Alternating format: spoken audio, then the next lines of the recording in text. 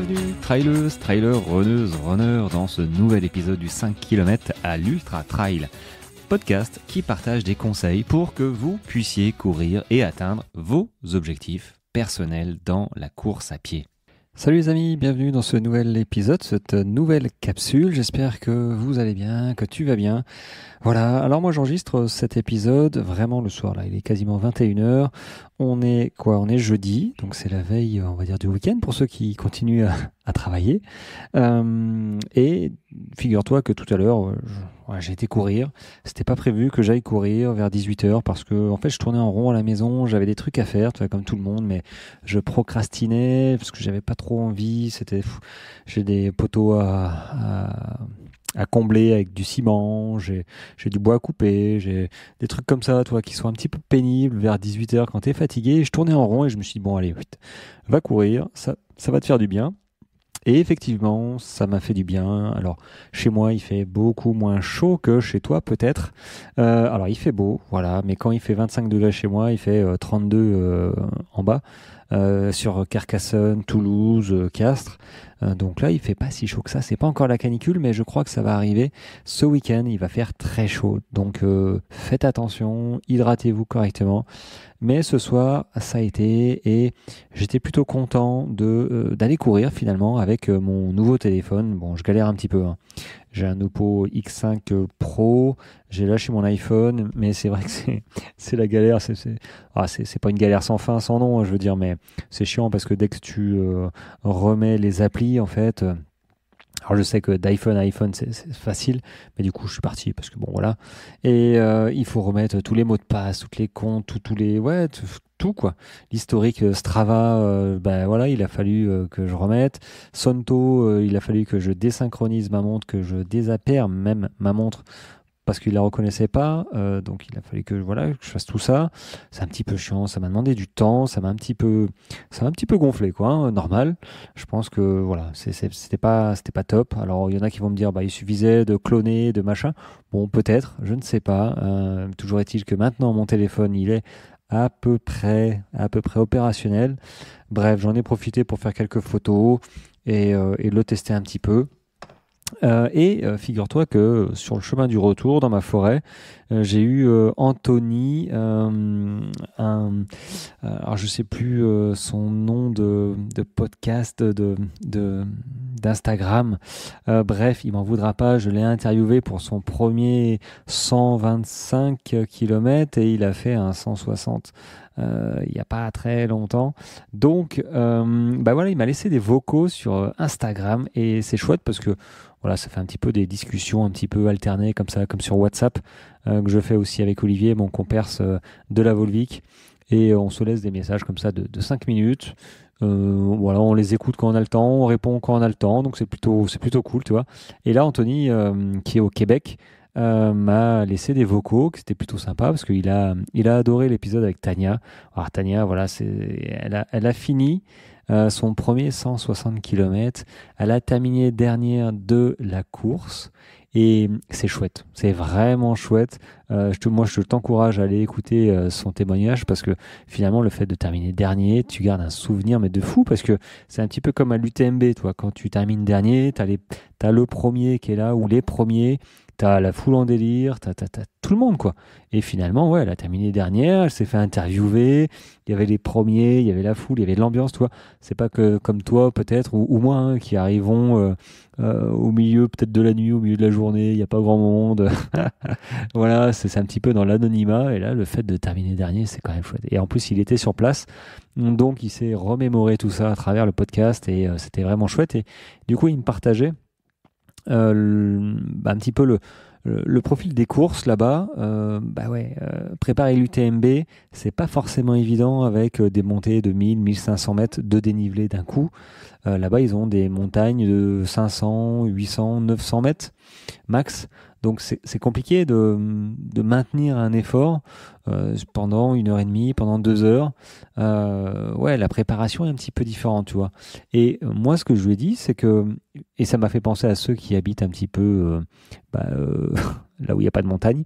Je pense à Joachim dans Prépare ton mental, là, qui va faire le 660 Swiss Peak. J'espère le voir sur ma 360, qui habite à Bruxelles, tu vois. Donc là aussi, hein, Bruxelles, c'est pas foufou, hein, c'est pas trop vallonné. Du coup, à Anthony, je lui dis, ouais, pour préparer ce genre de choses, soit, soit tu te trouves une côte et finalement, une fois que tu arrives en haut, il y a quelqu'un qui t'attend en voiture, hop, qui te ramène en bas pour te refaire que des montées et pas des descentes. Voilà, ça peut être une solution, mais bon, c'est pas foufou. Soit tu enquilles les montées, les descentes pour avoir 1000, 1500, 2000 dans ta journée.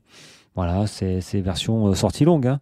Et évidemment, ou sinon, Joachim, prépare ton mental, qui fait de la salle, qui fait de l'escalier, tu sais, dans les salles de musculation, salles de gym, hein, salles de sport, il y a cette machine. Alors, l'escalator, je pense, je sais pas, l'escalier. Bref, tu as 2, 3, 4 marches voilà, qui montent. Et toi, tu es comme un con dessus, là, enfin, comme un con, entre guillemets, mais, et du coup, tu montes les marches. Pendant, lui, il a fait, je crois qu'il a fait, attends, il a fait quoi? Il a fait 10 heures pour 10 000 abonnés. Je crois qu'il avait lancé un truc comme ça, toi. 10 heures de marche. Faut y aller. Après, il prépare quand même la Swiss Peak. Voilà, c'est comme moi, il y a du dénivelé. Moi, j'ai 27 000. Lui, du coup, il a 2 fois plus, je pense. Donc voilà, il faut être fit. Il faut être taillé. Mais du coup, voilà, c'est une des solutions de se cogner des escaliers. Alors peut-être pas comme lui, hein, évidemment, mais de se faire des séries d'escaliers. C'est très bon. Et c'est pas proportionnel non plus. Je me prépare comme si je faisais un 10 000. Moi, j'ai 27 000. Bon, de toute façon, je peux pas me manger du dénivelé à gogo tous les jours, sinon le corps il va craquer. Donc on se prépare au mieux. Et l'une des solutions pour un petit peu durcir tout ça et essayer de prévenir les blessures et d'être plus serein en course, c'est évidemment le renforcement musculaire. C'est voire peut-être même la solution quand t'as pas beaucoup de dénivelé, de miser un petit peu sur le renfort musculaire avec du poids aussi. Pas forcément au début, hein, c'est comme tout, il y a la progressivité, mais c'est vrai qu'on a du mal, hein, avec la progressivité. Moi, je le vois le premier, hein, c'est difficile de se retenir, en fait, de mettre du poids parce qu'on se sent bien et à un moment, ça fait mal à la cuisse, bah ouais, j'ai trop forcé. Bon, pas tout de suite, hein, c'était il y a quelques temps, quelques semaines même. Mais le renforcement musculaire au niveau des quadris, des jambes, la ceinture abdominale aussi, parce que quand tu descends, tu serres les abdos et ça tape dans le dos et il faut absolument avoir une ceinture, être un petit peu gainé, tu vois. Et ça, le gainage, c'est chiant. On est d'accord, c'est chiant, ça fait mal, c'est horrible, c'est horrible. Comme du Pilate aussi, toi, ce genre d'exercice qui te fait serrer, jouer sur les muscles un peu profonds, mais ça te gaine, ça te tient toute cette structure en fait. Et quand on descend sur les trails un petit peu techniques où c'est cassant, ah ouais, quand ça tape, bim, bim, bim, à un moment tu poses le talon, ça cogne quoi. Et donc là, il y a des chocs répétés. C'est vrai que le gainage, pour le coup, ça t'aide à pas avoir mal forcément au dos, à tenir tout ça. Maintenant, il y a aussi des gainages pour renforcer les quadris, les ischios, les mollets, les chevilles. Donc, quand t'as pas trop le choix, voilà, et même si tu as le choix, en fait, hein, même si tu as une montagne qui fait 1500 mètres à côté de chez toi, c'est toujours bien d'avoir ces renforts musculaires, mais c'est vrai que c'est d'autant mieux quand t'as pas ça à côté de chez toi. Quand t'as des petites collines de 200, 300, allez, 500 mètres de dénivelé, ouais, tu te fais des escaliers, tu te fais du renforcement musculaire, voilà, et tu te fais des sorties longues, peut-être. Moi, voilà, j'ai une de mes coachées qui va faire un grand trail, tu vois. Et il y a pas mal de dénivelé. Je crois qu'il y a 2700 mètres de dénivelé. Et elle habite dans une région où il y a 300 mètres de dénivelé. Donc, la seule solution qu'elle a trouvée, effectivement, c'est faire 2, 3 fois le même tour qui fait 200 mètres de dénivelé. Donc, elle arrive à 600 mètres de dénivelé, qui est déjà très bien. On fait comme on peut, hein, évidemment. On n'a pas les mêmes armes que celui qui habite en montagne. C'est certain, mais c'est pas parce qu'on n'a pas les mêmes armes que ceux qui habitent en montagne, par exemple pour des trails avec du dénivelé, qu'il faut de suite se dire je suis pas capable. Non, c'est pas vrai. Forcément, tout le monde est capable. Maintenant, effectivement, peut-être que tu iras moins vite. Voilà, parce que tu es moins entraîné, parce que tu as moins de capacité, dû à l'environnement tout simplement aussi. C'est un tout. Faut pas se cacher, mais faut pas se cacher non plus derrière le fait de dire ah, j'habite en Bretagne, c'est tout plat, ou en Normandie, ou est-ce que enfin même à Bordeaux aussi c'est plat, tu vois. Je prépare l'UTMB ou la Diagonale des Fous. Bon, avant de préparer ça, c'est que bon, tu te connais un petit peu normalement, hein, tu te lances pas la fleur au fusil sur ce genre de course, mais après il y a des courses de 30 km avec du dénivelé, de 40, de 50, de 60. Bah oui, voilà, tu peux les préparer.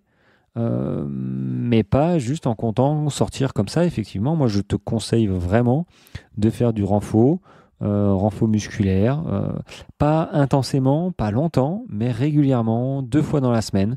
Tu te prends 5-10 minutes, pas forcément les mêmes exercices. Limite, tu transpireras même pas, tu vois. Mais par contre, il y a un bénéfice, vraiment, où tu te sentiras plus fort sur tes appuis. Tu auras la cheville peut-être qui va partir moins rapidement. Tu seras plus solide dans les descentes au niveau de tes quadris, ce genre de choses. Mais voilà, il faut faire 3-4 semaines minimum et continuer. Sinon, ça sert à rien du tout. Donc, c'est vrai qu'avec Anthony, voilà, on a échangé là-dessus et on a échangé aussi sur un autre sujet, c'était sur les pacers. Tu sais, les pacers, c'est les coureurs qui t'accompagnent sur des portions de la course établies, hein, autorisées, je sais pas, de 100 ou 125e kilomètre, puis du 140 au 160. Voilà, c'est établi. Je crois qu'ils ont un dossard, hein, d'accompagnateur ou de pacer, hein, direct. Et il me disait qu'effectivement, chez lui, c'était beaucoup plus répandu au Canada, au Québec, en Europe. Maintenant, comme il m'a dit, c'est vrai qu'il y a beaucoup moins de monde aussi. Parce que bon, va faire un pacer sur l'UTMB. Enfin, vous êtes déjà, parce que moi je l'ai pas fait. Je sais pas si je le ferai un jour. Je le ferai en off. C'est vrai qu'en off, ça me botterait bien, tu vois. Mais tu doubles, enfin tu doubles pas. Tout le monde n'aurait pas une deuxième personne pour courir avec toi, mais du coup, quasiment tu doubles le nombre de coureurs, même pas de participants, mais de coureurs sur l'UTMB. Bon, je te cache pas que ça me donne encore moins envie de faire l'UTMB, même si je reconnais, hein, l'UTMB, c'est vraiment une expérience unique, hein. Oui, la montagne déjà. Enfin, je veux dire, l'environnement, c'est magnifique. Après, j'allais dire la sono, mais l'ambiance, voilà, c'est magique. Enfin, je pense que c'est sympa maintenant. Bon, je le ferai, je sais pas quand, mais je le ferai. Pas tout de suite, j'ai encore des très belles courses à courir. Je me dirige peut-être plus sur des courses à étapes, tu vois.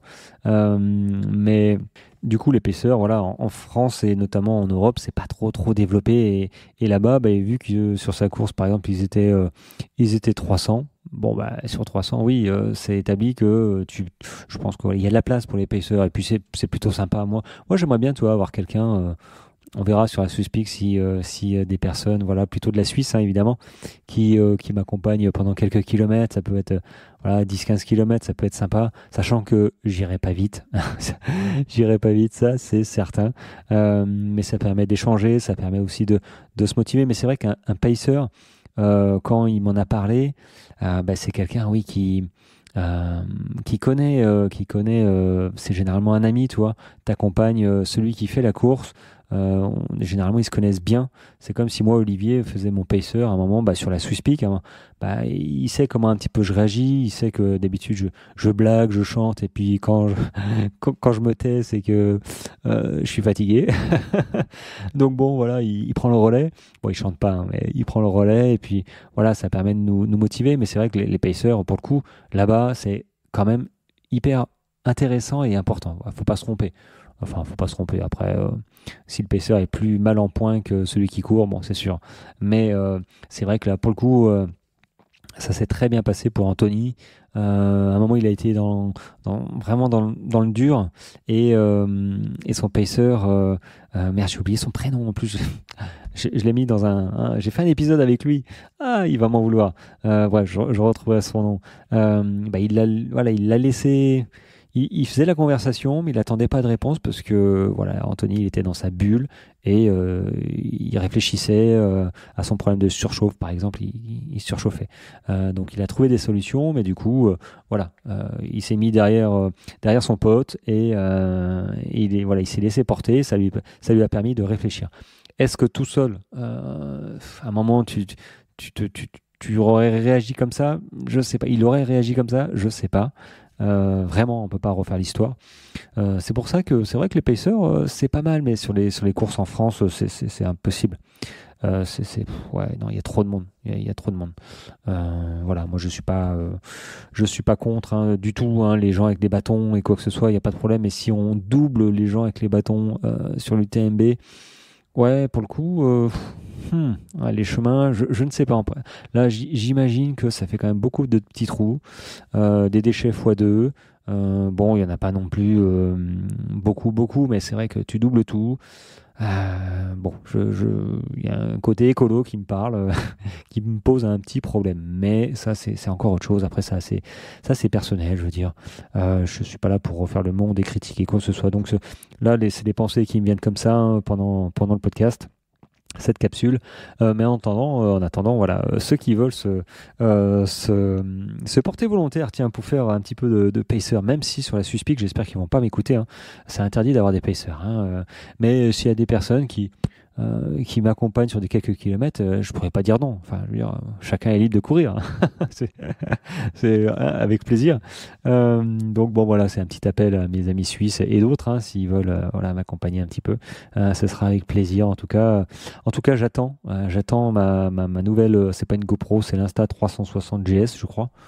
Ou 3G, bah, bref, ça va être sympa de filmer ça. C'est une toute petite caméra qui se met partout. Et je sens que je vais m'amuser comme un petit fou. Bon, après, sur la course, je serai cramé, donc peut-être que je vais rapidement finir de m'amuser, mais ça peut être hyper sympa. Donc voilà, je me prépare. Voilà, j'ai un nouveau téléphone, j'aurai une GoPro dans pas longtemps. J'ai racheté une lumière, une lampe, une frontale Red Light avec des batteries. Elle est vendue avec 2 batteries en plus, donc ça c'est plutôt cool, vraiment, parce que c'est une obligation sur la Suspic d'avoir deux frontales plus 2 ou 3 batteries de rechange. Et par expérience, pas la mienne, mais quand j'ai été voir sur YouTube les vidéos des gars qui ont fait les 360 déjà, il y en a un, il a dit heureusement que l'organisation oblige parce que première nuit, première lampe, il n'y a pas, la rechange, elle est morte, la batterie, et finalement il s'est retrouvé avec celle de secours. Donc, ouais, faut pas trop jouer là-dessus. Donc je me prépare doucement, voilà, tout simplement. Bon, allez, ça fait 17 minutes que je blablate. Je vais m'arrêter là, voilà. Sache qu'aujourd'hui, normalement, il y a une newsletter qui va sortir à 18h ce vendredi, donc vendredi 9 août. Newsletter sur les allures, voilà, les allures que moi j'utilise et qui sont importantes. Ça passe de l'endurance fondamentale, allure de seuil, endurance active et VMA. Voilà, j'explique tout ça. Tu peux retrouver ça dans l'épisode 26, il me semble. Donc ça remonte à plus d'1 an. Mais c'est une newsletter que je vais mettre sur le blog. Donc si tu veux avoir accès au blog et aux newsletters que je mets dedans, inscris-toi à la newsletter, tu recevras un lien qui t'emmènera sur ce blog qui n'est disponible qu'à travers l'inscription de la newsletter. Voilà. Sur ce, les amis, je vous souhaite de bonnes vacances. Si tu es en vacances, j'allais dire en perme, ça c'est les souvenirs de l'armée. Bonne perme, ouais, bonne perme. Si tu es en vacances, et puis pour ceux qui bossent, c'est bientôt le week-end. Et puis pour ceux qui bossent le week-end, c'est bientôt les jours de repos. Voilà. Portez-vous bien, en tout cas, et moi je vous retrouve demain pour une prochaine capsule. Allez, très bonne journée à vous, ciao ciao.